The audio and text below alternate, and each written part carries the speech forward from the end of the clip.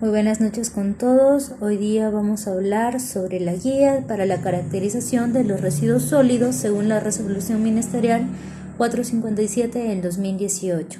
Bien, vamos a empezar. En primer lugar, tenemos que saber cuál es el objetivo de la guía, y esta es orientar la elaboración de estudios de caracterización de los residuos sólidos municipales mediante pautas metodológicas que describan los pasos para obtener las cifras locales con relación a estos residuos. Bien, y nosotros también queremos saber a quién está dirigida esta. Y esta está dirigida a los servidores civiles de municipalidades, como son los responsables y las que participan en la gestión de los residuos sólidos municipales. Además, también los especialistas que trabajan en el manejo de residuos sólidos y finalmente a otros profesionales y técnicos interesados en participar en el proceso de manejo de residuos sólidos. Bien, ahora algo muy importante y fundamental es saber qué es la caracterización de residuos sólidos. Bien, esta viene a ser una herramienta que permite obtener información primaria acerca de la cantidad, composición, densidad, humedad de los residuos sólidos en un determinado ámbito geográfico. ¿Cuál es la importancia de este? Es importante porque te permite elaborar una serie de instrumentos de gestión de residuos sólidos, así como proyectos de inversión y otros que permitan tomar decisiones en la gestión integral de los residuos sólidos a mediano, corto y largo plazo. Bien, vamos a hablar ahora de las 3 etapas en las que consta esta caracterización. La primera etapa es la planificación, la segunda etapa es el trabajo de campo y operaciones y la tercera el análisis de información. Vamos a arrancar hablando un poco sobre la etapa de planificación. Esta se divide en 4 puntos generales, que son el procedimiento para la participación de predios del estudio, el segundo, procedimientos para el manejo de muestras, el tercero, procedimientos para el análisis de muestras y finalmente tenemos a la identificación de muestras por fuentes de generación. Bien, en el primer punto vamos a hablar sobre el procedimiento para la participación de los predios de estudio. Como en primer lugar tenemos el conformar equipos de planificación.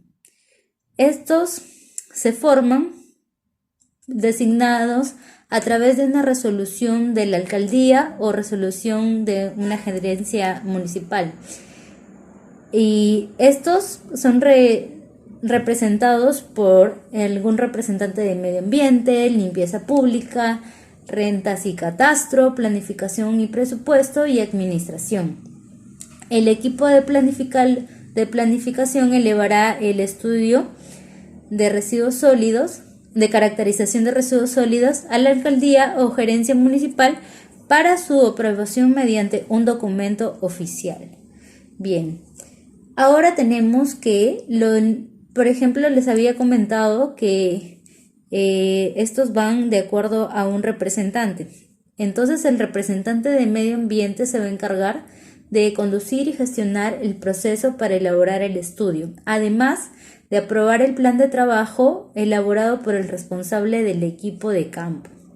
El de limpieza pública es supervisar la integridad del desarrollo de trabajo de campo.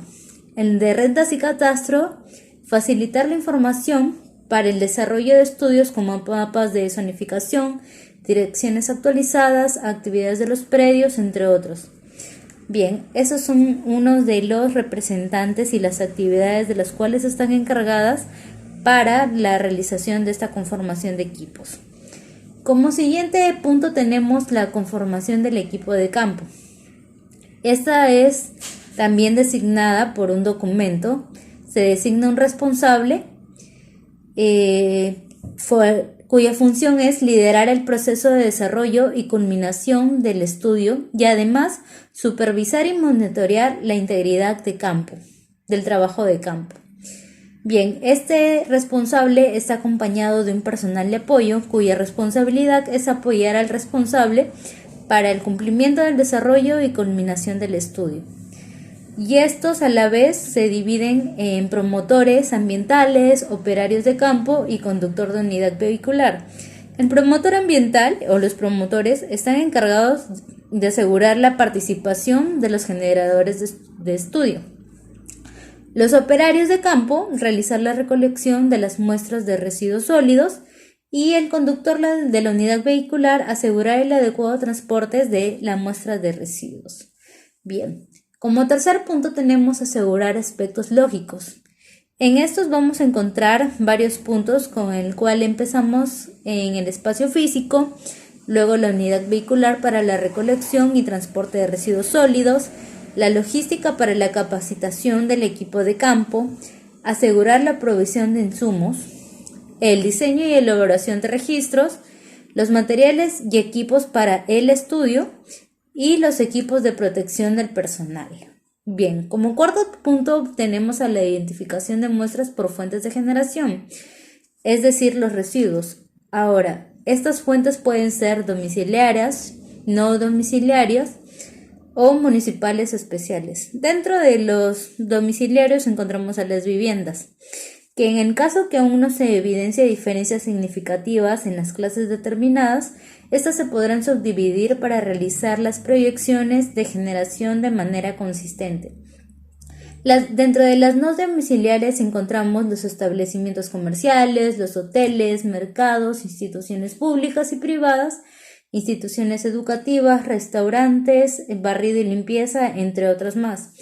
Y en los municipales especiales encontramos a los lubricentros, los laboratorios de ensayos ambientales y similares, los centros veterinarios y los centros comerciales. Bien, estas a la vez se dividen en algunos puntos importantes como son en primer lugar la identificación de los generadores domiciliarios, que va a poder trabajar para que tenga un óptimo desarrollo con el tamaño de muestra, es decir, con la cantidad de población de un lugar determinado. También va a trabajar con la organización del distrito por zonas de estudio. Y la zonificación del distrito debe realizar solo cuando se evidencie condiciones particulares, preferentemente a los niveles socioeconómicos predominantes. Bien, como tercer punto tenemos la distribución de la muestra, que viene a ser identificar las zonas que no serán parte del estudio domiciliario, trazar las distintas zonas y distribuir aleatoriamente las muestras de acuerdo a la representatividad de cada zona. Bien, como segundo punto tenemos a la identificación de generadores no domiciliarios, para el cual nosotros debemos tener las siguientes consideraciones, como el análisis para determinar el tamaño de la muestra y su distribución. Es más complejo por la variabilidad de los generadores, es decir, el tamaño. Además, se debe conocer la clasificación y total de generadores no domiciliarios y finalmente la oficina de comercialización y o catastro y o desarrollo urbano o quien haga sus veces, ya que debe proporcionar la información necesaria.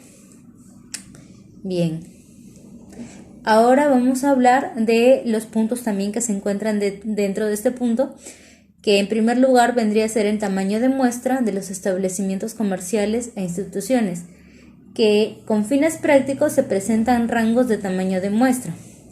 También en segundo punto tenemos a la distribución de la muestra de establecimientos comerciales e instituciones. Como tercer punto tenemos el tamaño y distribución de muestra y mercados. Y finalmente tenemos el cuarto punto siendo el tamaño y distribución de la muestra de instituciones educativas. Y además también el tamaño y distribución de muestra de barrido y limpieza de espacios públicos y establecimientos. Bien, con eso hemos culminado la primera etapa. Ahora ingresamos a la segunda etapa, el trabajo de campo y operaciones, la cual se divide en 3 puntos importantes que vienen a ser el procedimiento para la participación de los predios de estudio, procedimiento para el manejo de muestras y procedimientos para el análisis de muestra. Bien, vamos a iniciar con el primer punto que vendría a ser el procedimiento para la participación de predios del estudio, donde nosotros debemos tener una invitación para la participación en el estudio e informar al participante sobre la realización del estudio, es decir, tener una comunicación formal mediante una carta u oficio.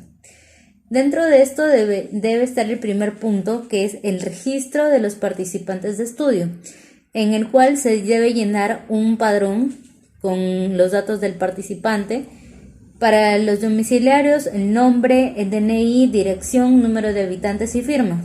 Y para los no domiciliarios especiales, el nombre del responsable del local, el DNI, dirección, tipo de comercio o institución y el metraje aproximado y firma. Bien, segundo punto sería la codificación de los predios participantes del estudio, donde el generador recibirá un código único que se colocará por medio de un sticker. En el segundo punto de esta etapa tenemos el procedimiento para el manejo de las muestras. Como primer punto tenemos a la recolección, que consta de los operarios debidamente identificados, respetar los horarios de recolección establecidos y entregar bolsas codificadas. Como segundo punto tenemos el traslado, que es evitar tirar las bolsas, asegurar la carga con una malla e identificar los puntos de acopio en caso de que el vehículo no cuente con la capacidad. Y finalmente tenemos la descarga, donde las muestras deben ser cargadas, asegurando que no quede residuos en el vehículo. Y en el tercer punto de esta etapa